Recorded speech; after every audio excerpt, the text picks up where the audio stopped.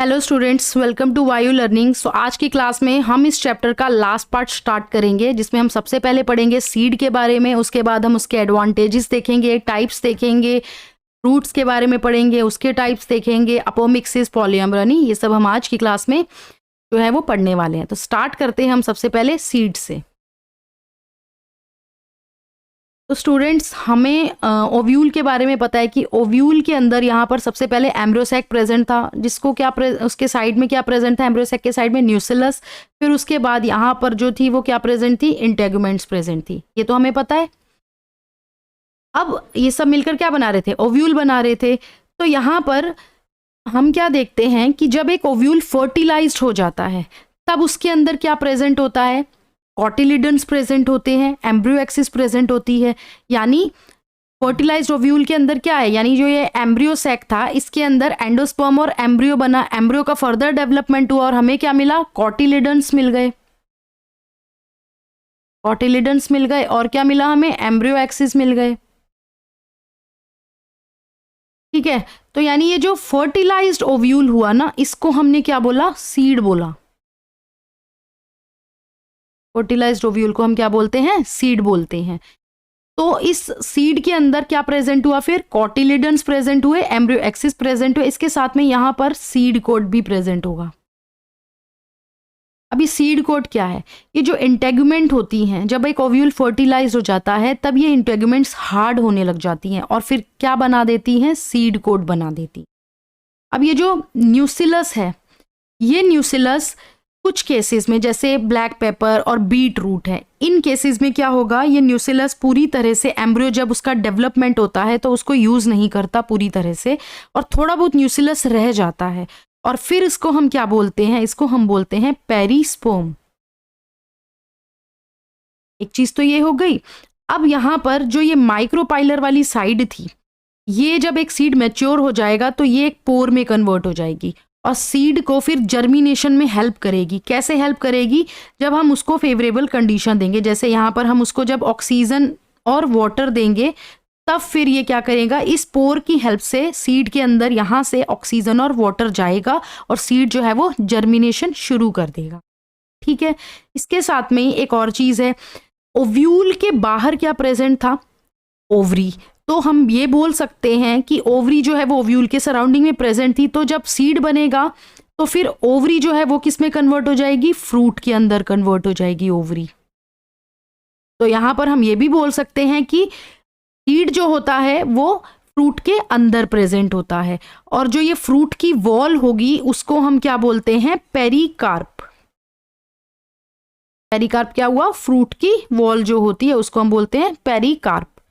अब जब एक सीड पूरी तरह से मैच्योर हो जाएगा तो वो अपना वाटर कंटेंट रिड्यूस कर देगा, ड्राई हो जाएगा, और हम उस सीड को स्टोर करके भी रख सकते हैं, और जब हम चाहें उसको जर्मिनेट भी करवा सकते हैं। कैसे जर्मिनेट करवाएंगे, हम उसको प्रॉपर फेवरेबल कंडीशन देंगे, जैसे उसको ऑक्सीजन मिलेगा, वाटर मिलेगा, तो वो ये जो पोर बना था जहाँ पे माइक्रोपाइल प्रेजेंट था, इसकी हेल्प से ऑक्सीजन वाटर उसके अंदर जाएंगे और सीड क्या करेगा, जर्मिनेशन शुरू कर देगा। तो फिर सीड क्या होगा, एक फर्टिलाइज्ड ओव्यूल जो होता है उसको हम बोलते हैं सीड। सीड किसके अंदर बनता है, फ्रूट के अंदर बनता है। सीड के अंदर क्या क्या प्रेजेंट होता है, सीड कोड प्रेजेंट होता है, कॉटिलिडन्स प्रेजेंट होते हैं और एम्ब्रियो एक्सिस प्रेजेंट होता है। सीड के डेवलपमेंट की बात करें तो कैसे होगा, जो सीड का न्यूसिलस कुछ केसेस में जैसे ब्लैक पेपर है, ठीक है, बीट रूट है, इनके अंदर थोड़ा बहुत न्यूसिलस रह जाता है, नहीं तो ज्यादातर केसेस में क्या होगा, एम्ब्रियो जो होता है वो डेवलपमेंट के टाइम न्यूसिलस को पूरी तरह से यूज कर लेता है। तो जिन केसेस में थोड़ा बहुत जो न्यूसिलस रह जाता है, यानी जो परसिस्टेंट न्यूसिलस होता है, उसको हम क्या बोलते हैं, पेरिस्पर्म। अब जो इंटेगुमेंट्स होती हैं ओव्यूल्स की, वो हार्ड होने लग जाती हैं और क्या बना देती हैं, एक टफ प्रोटेक्टिव सीड कोट। जो माइक्रोपाइल होती है वो एक छोटा सा पोर बना देती है उस सीड कोट के अंदर, और इसकी हेल्प से, इस पोर की हेल्प से क्या होता है, ऑक्सीजन और वाटर जो रहता है वो सीड के अंदर एंटर कर जाता है, और जिससे सीड क्या होने लग जाता है, जर्मिनेशन शुरू कर देता है। अब बात करते हैं आगे कि जब एक सीड पूरी तरह से मैच्योर हो जाएगा तो उसका जितना भी वाटर कंटेंट है वो खत्म हो जाएगा, उसमें वाटर नहीं होगा, और वो सीड कैसा होगा, ड्राई हो जाएगा। यानी अब वो सीड अपनी पूरी तरह से जो मेटाबॉलिक एक्टिविटी है वो स्लो कर देगा और कैसा हो जाएगा, इनएक्टिव हो जाएगा, और इसको हम क्या बोलते हैं, डोरमेंसी। लेकिन वहीं पर अगर हम उसको फेवरेबल कंडीशंस प्रोवाइड करें, जैसे हम उसको वाटर, ऑक्सीजन, ये सब कंडीशंस दे, टेम्परेचर वगैरह, तो वो सीड क्या करेगा, जर्मिनेशन शुरू कर देगा। तो यहाँ पर हमने ये देख ही लिया था कि ओव्यूल जब मैच्योर हो रहा है तो वो सीड में कन्वर्ट हो रहा है, और ओवरी जो है वो किस में डेवलप हो रही है, फ्रूट में डेवलप हो रही है। जो ओवरी है उसके अंदर जो वॉल है, फ्रूट की वॉल है, उसको हम क्या बोलते हैं, पेरिकार्प बोलते हैं। अब यहाँ पर हम एक और चीज पढ़ेंगे टाइप्स ऑफ सीड के बारे में। यहाँ पर क्या होता है कि हमने ये चीज़ पहले भी पढ़ रखी है कि कुछ केसेस में क्या होता है कि एंडोस्पर्म जो होता है वो एम्ब्रियो, जब डेवलपमेंट होता है एम्ब्रियो का, तो वो एंडोस्पर्म को यूज़ कर लेता है, तो यानी वहाँ पर एंडोस्पर्म प्रेजेंट नहीं होगा। तो इस टाइप के सीड्स को हम क्या बोलते हैं, नॉन एल्यूमिनस सीड, यानी इनके अंदर जो है वो बिल्कुल भी एंडोस्पर्म नहीं होगा, पूरी तरह से उसको एम्ब्रियो जो है वो डेवलपमेंट के टाइम कंज्यूम कर लेगा, जैसे पी और ग्राउंडनट, ये हम एग्जांपल्स भी देख चुके हैं। बस आपको इसमें ये ध्यान रखना है कि जिसके अंदर एंडोस्पर्म प्रेजेंट नहीं होगा उनको हम बोलते हैं नॉन एल्ब्यूमिनस सीड। वहीं पर एल्ब्यूमिनस सीड क्या होंगे, जिनके अंदर थोड़ा सा भी एंडोस्पर्म का पार्ट रह जाएगा, पूरी तरह से कंज्यूम नहीं होगा जब एम्ब्रियो का डेवलपमेंट होगा तब, तो उन सीड्स को हम क्या बोलेंगे, एल्ब्यूमिनस सीड, जैसे मेज, बार्ले, कैस्टर, व्हीट। तो अब देखते हैं सीड्स के क्या एडवांटेजेस।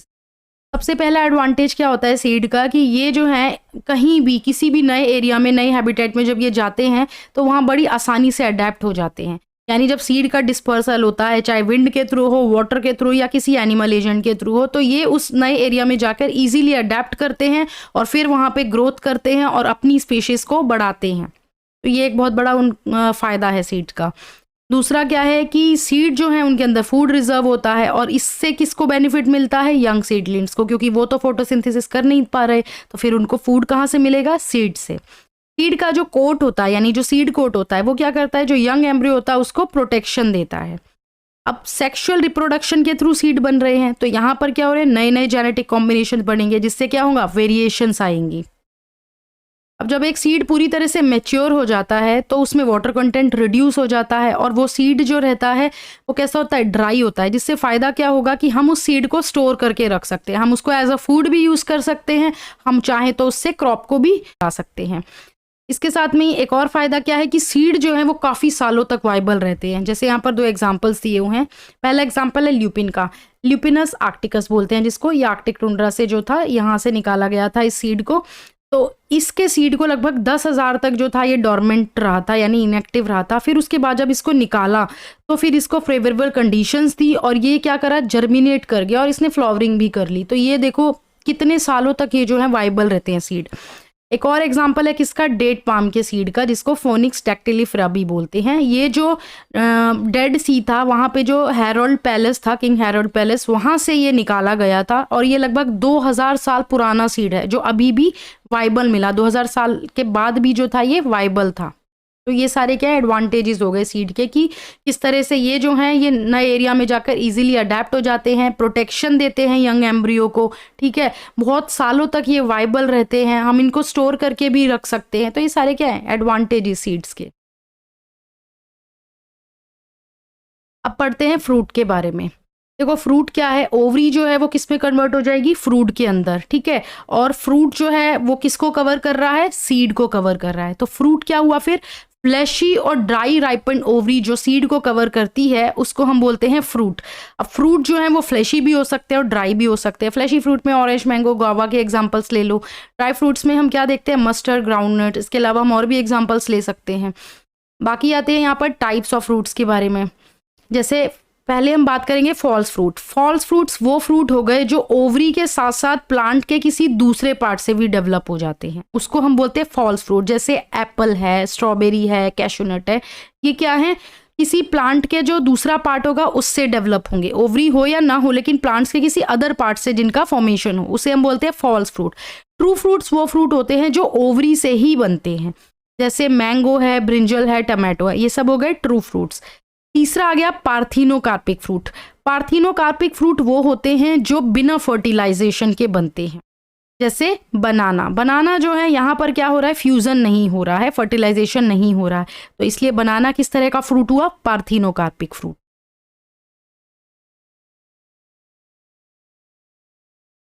तो यहाँ पर स्ट्रक्चर दिया है कुछ सीड्स का और फ्रूट्स का।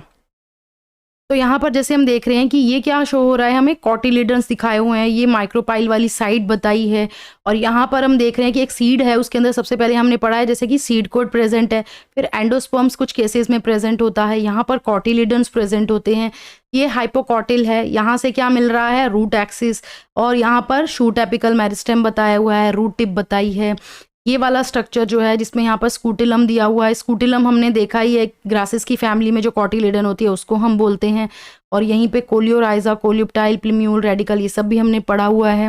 एंडोस्पर्म प्रेजेंट है, ये वाला पोर्शन, और ये क्या है, ऊपर की कवरिंग जिसको हम बोल रहे हैं पेरिकार्प। ओके, फिर यहाँ पर एंडोस्पर्म दिया हुआ है, और यहाँ पर ये इस वाला सीड कोट है, ये जो एरिया है ये किसका है, कॉटिलिडन्स का। वहीं पर नीचे जो है वो यहाँ पर सैम है, और उसके बाद हाइपोकॉटिल, रूट एक्सिस और रूट टिप, ये बन रहा है।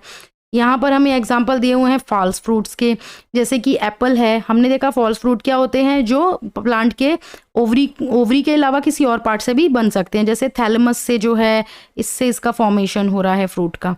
यहाँ पर भी जो है ये स्ट्रॉबेरी है, यहाँ पर इसका डेवलपमेंट हो रहा है इसके थैलेमस से फ्रूट का। तो इस तरह से ये हो गए आपके फॉल्स फ्रूट, स्ट्रॉबेरी और एप्पल। तो अब डिस्कस करेंगे आज की क्लास का last topic, apomixis and polyembryony. पहले हम बात करते हैं अपोमिक्सिस के बारे में। अपोमिक्सिस क्या है, यहाँ पर सीड बन रहा है, लेकिन बन कैसे रहा है, बिना फर्टिलाइजेशन के। ठीक है, अब हमने जैसे पार्थिनोकार्पिक फ्रूट पढ़ा था, तो उसमें क्या था कि फ्रूट का फॉर्मेशन हो रहा है बिना फर्टिलाइजेशन के। तो हमें ये ध्यान रखना है कि अपोमिक्सिस में क्या हो रहा है, सीड बनेगा बिना फर्टिलाइजेशन के, और पार्थिनोकार्पी में फ्रूट बनेगा बिना फर्टिलाइजेशन के। अब कुछ फ्लावरिंग प्लांट्स होते हैं जिसमें एस्ट्रोडेशिया और ग्रासेस की फैमिली आती है, इनके अंदर क्या है, ये अपोमिक्सिस होती है, और ये क्या है, असेक्सुअल रिप्रोडक्शन की ही एक फॉर्म है, लेकिन सिमिलर, मतलब मिमिक्री करती है ये किससे, सेक्सुअल रिप्रोडक्शन से। अब यहाँ पर अगर अपोमिक्टिक सीड प्रोड्यूस करवाना है तो उसके लिए क्या करना होगा कि जो एग सेल होता है, जो डिप्लॉयड होता है, जिसमें क्या होगी, मियोसिस नहीं होगी, फर्टिलाइजेशन नहीं होगा, और वो सीधा एम्ब्रियो में कन्वर्ट हो जाएगा, और फिर आगे जाके जब डेवलपमेंट होगा तो पूरी तरह से सीड बन जाएगा। तो यहाँ पर क्या हुआ कि बिना मियोसिस के एम्ब्रियो बन गया, बिना फर्टिलाइजेशन के एम्ब्रियो बन गया। अब बात करते हैं हम यहाँ पर पॉलीएम्ब्रियोनी के बारे में। पॉली से मतलब हुआ कि एक से ज्यादा एम्ब्रियो बन रहे हैं, इसलिए हम इसको क्या बोलेंगे, पॉलीएम्ब्रियोनी। यानी मोर देन वन एम्ब्रियो किसी सीड में जब बनेगा तो उसको हम बोलेंगे पॉलीएम्ब्रियोनी। इसमें क्या होगा कि जो हमारा ये एम्ब्रियो सैक है, न्यूक्लियस सराउंड करता है इसको, और यहाँ पर न्यूक्लियस जो सेल्स होते हैं वो डिवाइड करने लग जाते हैं, और फिर एम्ब्रियो सैक के अंदर जाने लगते हैं, और इस तरह से एक से ज्यादा एम्ब्रियो का फॉर्मेशन हो जाता है। एग्जाम्पल इसके आपको ध्यान रखने हैं, सिट्रस और मैंगो। तो पढ़ेंगे अपोमिक्सिस की इंपॉर्टेंस के बारे में। तो यहाँ पर क्या है कि जो हाइब्रिड्स थे उनकी वजह से क्या हुआ कि प्रोडक्टिविटी थी वो बहुत ज़्यादा बढ़ने लगी, जिससे क्या हुआ कि हाइब्रिड्स का कल्टीवेशन जो था वो बढ़ाया जाने लगा। लेकिन प्रॉब्लम क्या आ रही थी कि जो हाइब्रिड्स के सीड थे उनको हर साल प्रोड्यूस करना पड़ रहा था, और क्या हो रहा था कि हाइब्रिड्स के सीड्स को कलेक्ट करके उससे हाइब्रिड्स को जो फिर है वो उगाया जा रहा है, और फिर उससे जो प्लांट्स की प्रोजेनी आ रही है, जो उसकी प्रोजेनी आ रही है उसके अंदर जो है वो कैरेक्टर सेपरेट हो जा रहा है, यानी वो हाइब्रिड का कैरेक्टर मेंटेन नहीं हो पा रहा। एक तो ये प्रॉब्लम थी, दूसरी हाइब्रिड के सीड्स बहुत ज़्यादा फार्मर्स के लिए कॉस्टली थे। तो फिर क्या सोचा गया कि क्यों ना ये हाइब्रिड्स को अपोमिक्ट्स में कन्वर्ट करवा दिया जाए, जिससे क्या होगा कि कोई भी कैरेक्टर सेपरेट नहीं होगा उसकी प्रोजेनी प्लांट में।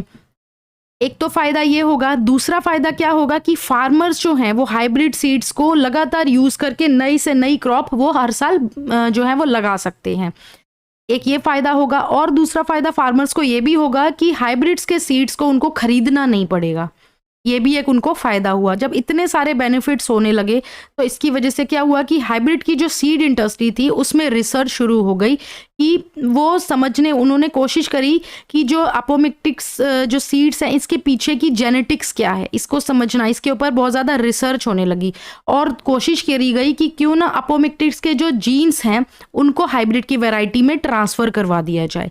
तो ये सारी रिसर्च जो थी वो लेबोरेटरीज में होने लग गई।